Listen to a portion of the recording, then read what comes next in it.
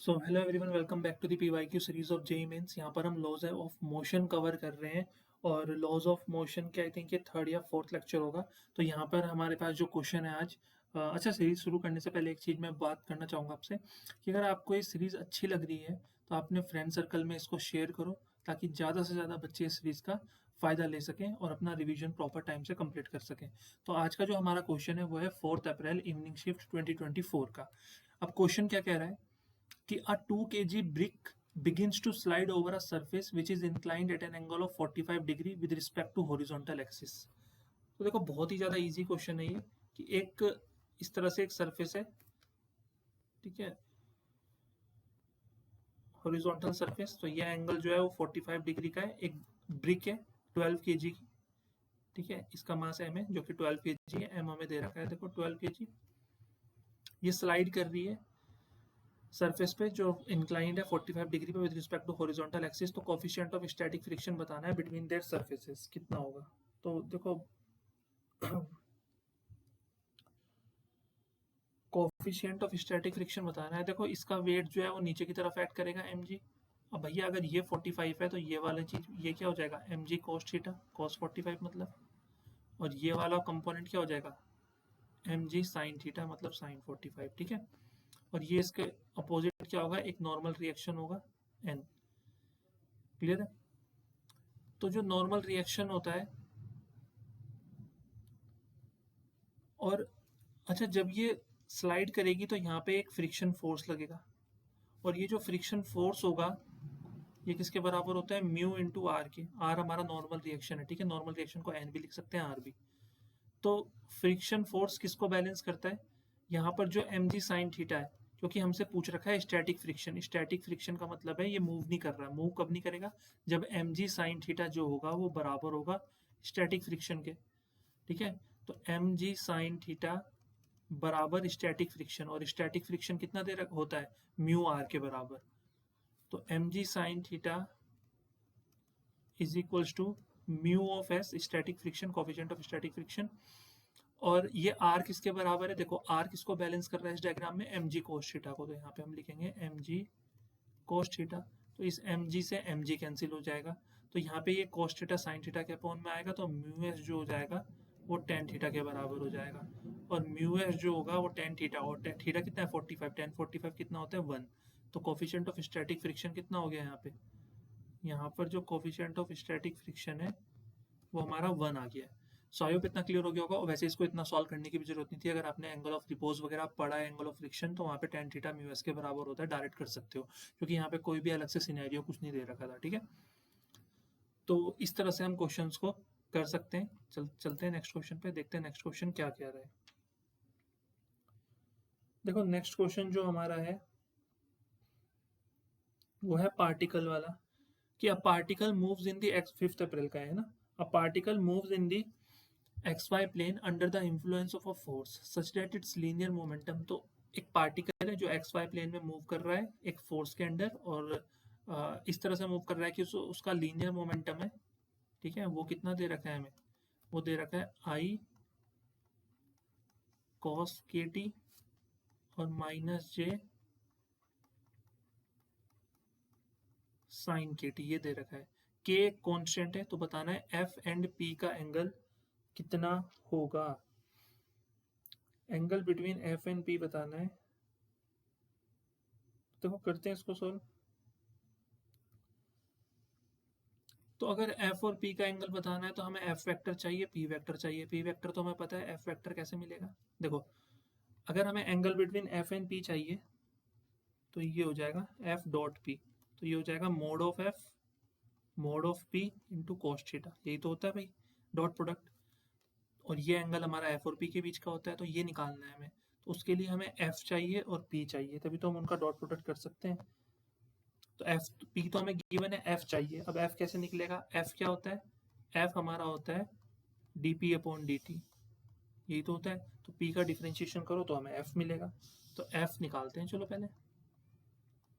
तो एफ कितना आ जाएगा, देखो कॉस के टी का डिफ्रेंशिएशन करेंगे तो माइनस साइन के टी आएगा, और के टी का करेंगे तो क्या आएगा, तो ये आ जाएगा माइनस का के आई, और ये हो जाएगा साइन के टी। और साइन के टी का करेंगे तो ये कॉस के टी होता है, और के टी का करेंगे तो के, तो माइनस का के जे, और ये हो जाएगा कॉस के टी। सॉरी कितना समझ में आ रहा होगा। तो ये हमारा क्या हो गया, ये हमारा एफ आ गया। अब हमें अगर एंगल निकालना है तो डॉट प्रोडक्ट करना पड़ेगा, ठीक है। तो एफ डॉट पी करते हैं, पहले देखते हैं कुछ ना कुछ यहाँ से क्लू हमें मिलना चाहिए।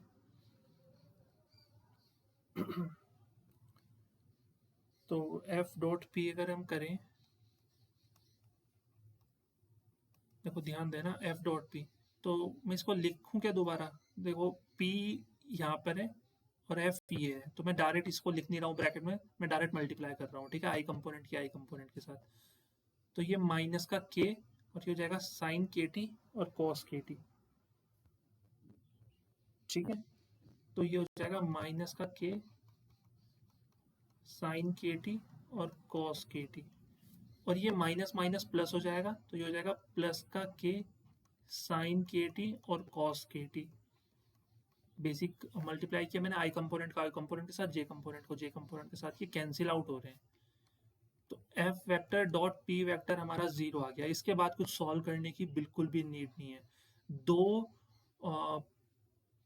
क्वांटिटीज का अगर डॉट प्रोडक्ट हमारा जीरो आता है तो इसका मतलब उनके बीच का जो एंगल होता है वो 90 डिग्री होता है, क्योंकि cos 90 हमारा कितना होता है, जीरो होता है, तो इनके बीच का एंगल है 90, मतलब पाई बाई टू। तो कितना इजी क्वेश्चन उन्होंने बना रखा था, यहाँ पे पूछ रखा था, तो पाई बाई टू हमारा करेक्ट आंसर हो जाएगा। ओके, अब चलते हैं नेक्स्ट क्वेश्चन पे और देखते हैं नेक्स्ट क्वेश्चन हमसे क्या कह रहा है। तो नेक्स्ट क्वेश्चन है 5 अप्रैल इवनिंग शिफ्ट 2024 का।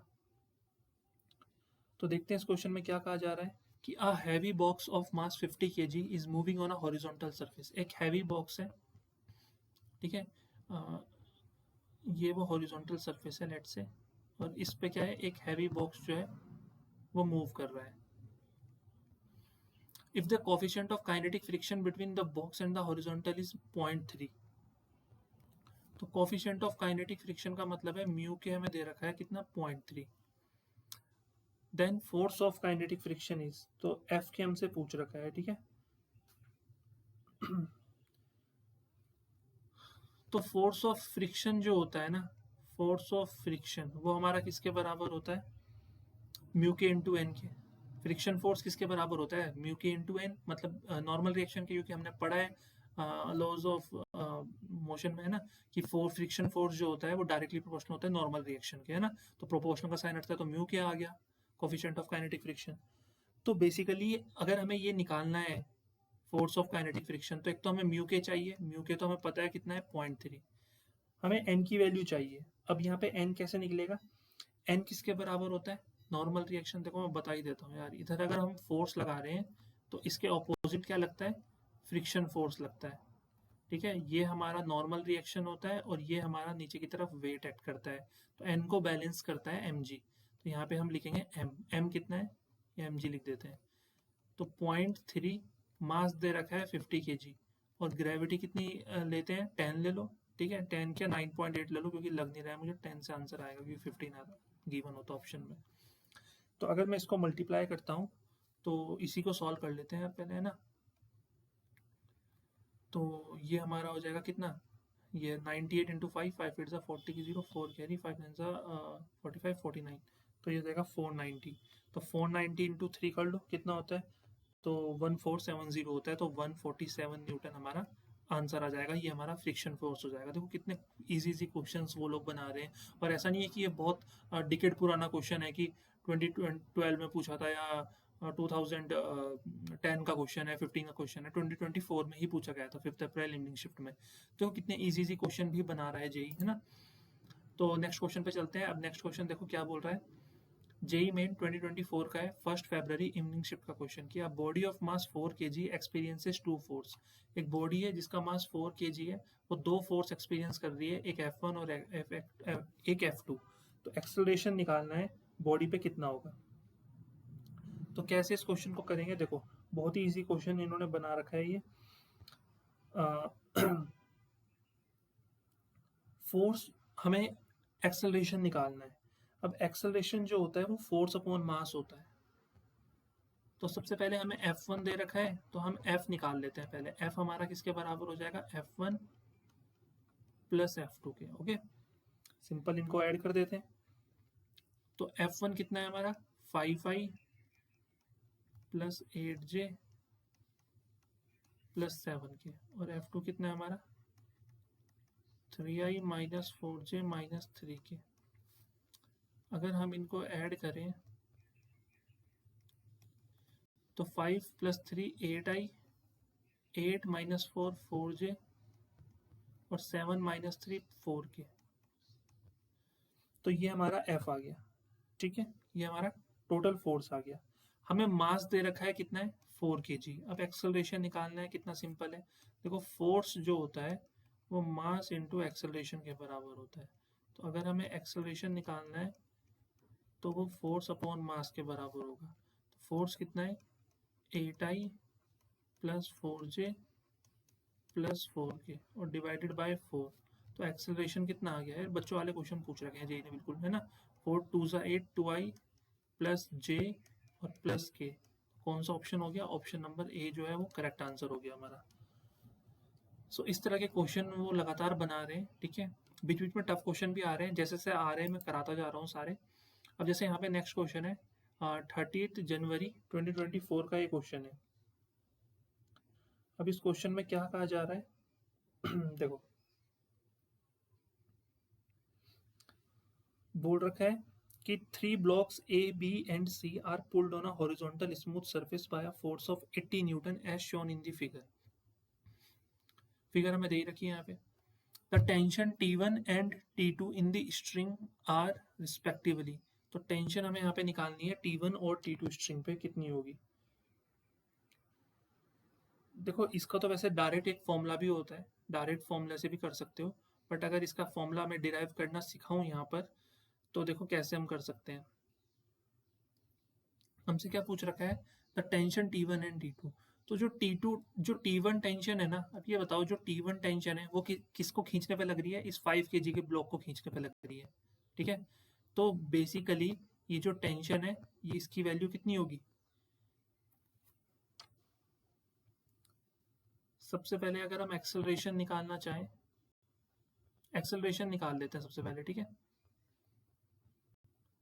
हाँ टेंशन वैसे अगर T1 निकालना चाहो तो ये हो जाएगा मास कितना है 5 और इसका एक्सेलरेशन सबका सेम ही होगा, सबका एक्सेलरेशन a ही होगा, तो इंटू a ये हो जाएगी T1 टेंशन। और अगर T2 टेंशन की हम बात करें तो T2 टेंशन किस किस को खींच रही है, ये 3 kg को और 5 kg को। तो 3 + 5 कितना होता है 8 और इंटू एक्सेलरेशन। अब सारी कहानी टिकती है एक्सेलरेशन पे। अब देखो फोर्स जो होता है वो मास इंटू एक्सेलरेशन के बराबर होता है। टोटल फोर्स लग रहा है 80 और टोटल मास कितना है 3 + 2 5, 5 + 5 10 और इंटू ए। तो यहाँ से ए कितना आ जाएगा 10 8 जा 80, तो 8 मीटर पर सेकंड स्क्वायर हमारा एक्सेलरेशन आ गया। अब भाई एक डब्बा अगर जिस स्पीड से जिस एक्सेलरेशन से चल रहा है बाकी भी तो उसी एक्सेलरेशन से जा रहे होंगे जब कनेक्टेड है। तो यहाँ पे T1 कितना आ जाएगा 5 8 जा 40 और T2 कितना आ जाएगा 8 8 जा 64 न्यूटन। तो 40 न्यूटन और 64 न्यूटन हमारा कौन सा ऑप्शन हो जाएगा, ये हमारा हो जाएगा option number A correct. So I hope कि इस तरह से अगर क्वेश्चन पूछे जाते हैं तो आप लोग बना सकते हो इजीली। अब जो नेक्स्ट क्वेश्चन है, देखो नेक्स्ट क्वेश्चन पे कुछ कुछ वैसा ही दे रखा है कि a block of mass m is placed on a surface having vertical cross section given by vertical cross section दे रखा है y = x² / 4। If the coefficient of friction is इतना, the maximum height above the ground at which the block can be placed without slipping is.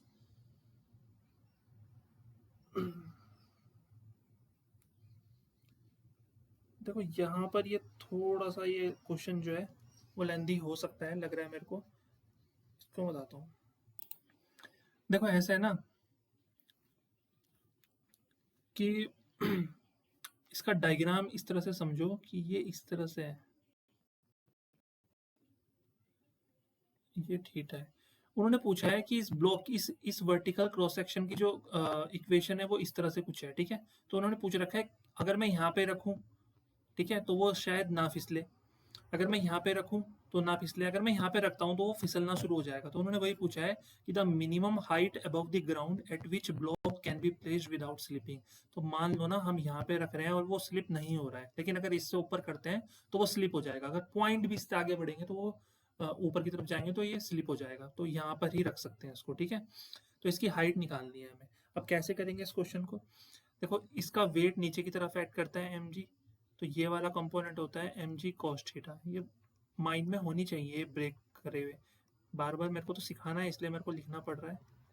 और ये friction force, अगर block नीचे की तरफ आएगा तो फ्रिक्शन फोर्स ऊपर की तरफ लगेगा, और ये हो जाएगा हमारा normal reaction, mg cos theta को बैलेंस करेगा, ठीक है। अब एक बात बताओ कि जो कोफिशिएंट ऑफ फ्रिक्शन फोर्स होता है वो किससे ज़्यादा होना चाहिए, अगर वो mg sin थीटा के बराबर होगा तो वो यहीं पे ही रहेगा, लेकिन अगर ये फ्रिक्शन फोर्स थोड़ा भी ज़्यादा होता है, ठीक है, या बराबर भी होता है किसके, mg cos थीटा के, mg sin थीटा के, तो उस केस में वो ब्लॉक ऊपर की तरफ मूव करेगा, ठीक है।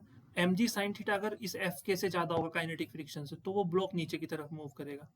लेकिन हमने क्या कहा है, ब्लॉक मूव नहीं करना चाहिए, तो ब्लॉक मूव नहीं करना चाहिए इसके लिए दो ही कंडीशन है, या तो ये फ्रिक्शन फोर्स इस mg sin थीटा को बैलेंस करे या फिर उससे ज़्यादा हो, या तो बैलेंस करे या फिर उससे ज़्यादा हो, तो ये दो कंडीशन है, ठीक है।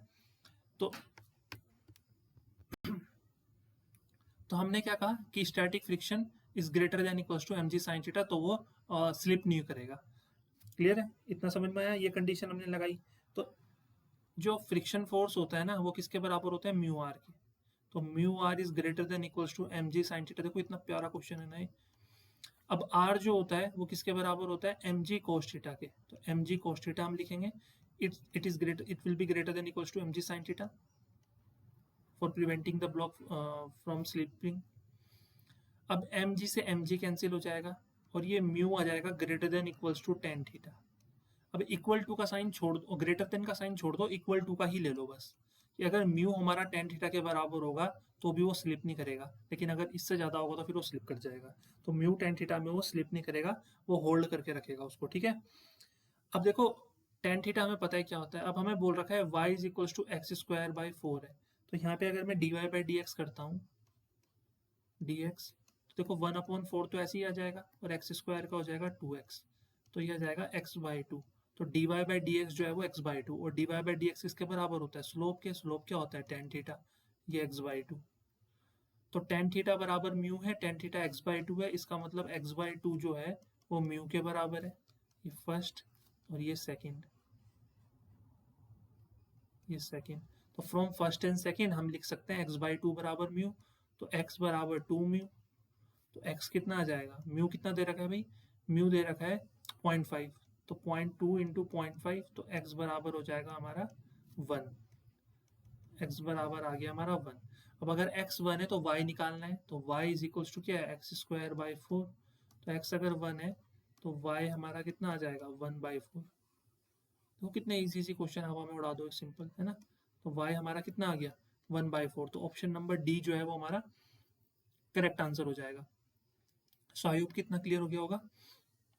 तो इस तरह से इस पर्टिकुलर टाइप के क्वेश्चंस को आपने सॉल्व करना है और बनाने की कोशिश करनी है।